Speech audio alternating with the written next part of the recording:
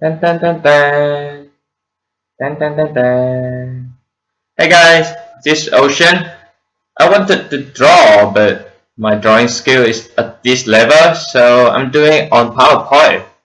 Hope you guys enjoy it. I'm from Vietnam.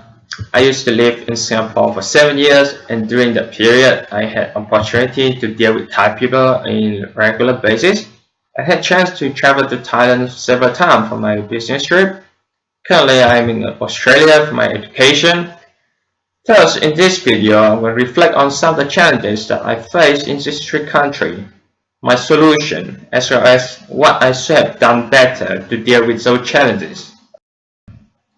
I still want to work in more countries, especially China and perhaps Japan because of their unique culture.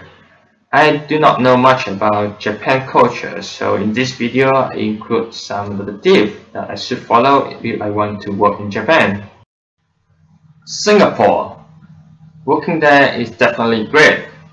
Staying there for too long, I turned out pretty much close to a Singaporean. However, if I had chance to work in Singapore again, perhaps I still need to work on my perception of status or be more willing to take on indirect communication. Yes, Singaporeans are quite indirect. My coworkers and I realized one thing. To be a big boss, you need to talk a lot.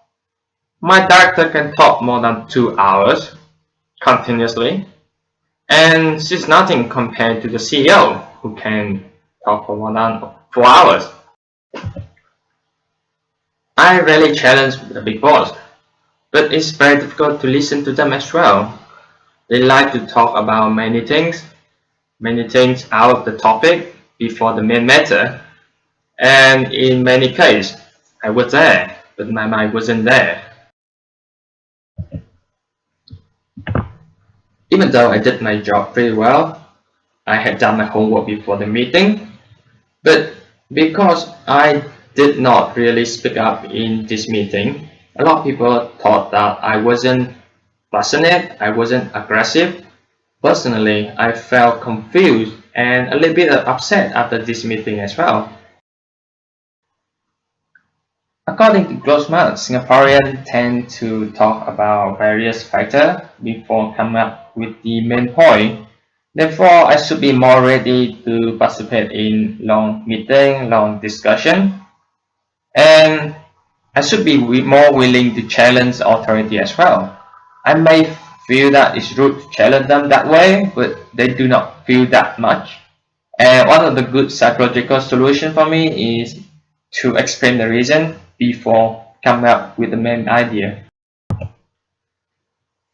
Thailand, my favorite country. I love Thai food. I love Thai sightseeing. And the best of Thailand is the people. They are friendly, they're creative, they're responsible. However, at first, I still have a little bit of trouble working with Thai people. It's true that Thai people prefer certainty. I used to have a lot of customers from Thailand. Because of language barrier and to increase the efficiency, we set up an office in Bangkok, Thailand with staff who can speak Thai. However, quite often I receive phone call, SMS, email directly from the customer to check whether this representative office is real. So realize that they really prefer certainty, they try to avoid risk. We change our marketing approach and somehow we increase our sales because of that. The second challenge is in the team communication. The Thai officer rarely challenge me even if they think that I was wrong. And because of their indirect way of communication, sometimes I do not know whether they actually understand the issue. Therefore, even though we had daily meeting, we had to remind and repeat the matter many times. It really affects our efficiency and effectiveness. Generally speaking, I love working with Thai people. They are the easiest to work with. Just need to spend more time with them, clarify as much as possible in sales, in meeting, in discussion. It's the best way to build credibility with Thai people. In addition, try to use guidance, rules, and clear direction because Thai people want to know what they're responsible for. Even though I was able to adapt to the working environment in Singapore and Thailand, I somehow find that it's pretty hard for me to adapt to Australian culture or Japanese culture. They are opposite ends of the spectrum in all of the five dimensions. One of the most observable differences between Japan and Australia is the way they talk, the way they greet each other. In Japan, based on the conversation, you actually can tell who is older, who is more senior. But in Australia, it's totally different. When I first arrived to Australia and tried to talk to someone calling that person Sir or Mr., I was refused. And I was even more surprised to see the people of different generations calling each other mate all the time. I have not worked professionally in Australia, but I do know one thing. If I want to settle my career here in Australia, I got to be much more task oriented. I learned that lesson when I joined the Lacrosse Club. I went there to make friends, to win, but also to make friends with many people, including the opponent. Because I lacked a lot of experience, so my senior criticized me a lot at first. I took it harshly at first because I think I wasn't good enough and why were they so strict. But then I realized that they are just simply helping me and they show me the room to improve, nothing else. When I change my mindset, I take on the lesson and I improve a lot.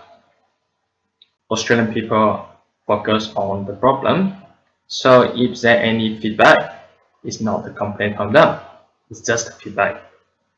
And try to get right into the business as soon as possible and always deliver the result. The result is your credibility. I'm not very familiar with the culture in Japan. After cross-checking with few of my friends, there are few things that I really need to notice if I go to Japan for working and living there. First, Japanese people prefer socializing in group. So if you want to make friends, try to make friends with many people at the same time. Do not just approach and invite individuals for an outing. I think it could be very awkward for them. Secondly, do not talk much about your own achievement. Japanese people are group oriented, so they prefer to talk about achievement of the whole community rather than an individual. And last but not least, because Japanese people do not really challenge the higher authority in a meeting, so if you organize any meeting, it may be more effective for a small group meeting rather than having everyone in the boardroom. So regardless where I want to go, I believe that if I keep my mind open, willing to adapt, keep on learning, observe people around me and be considerate, I should be able to adapt well in this country. And especially, always be genuine, be ourselves. Alright guys, it's been fun. Thank you very much.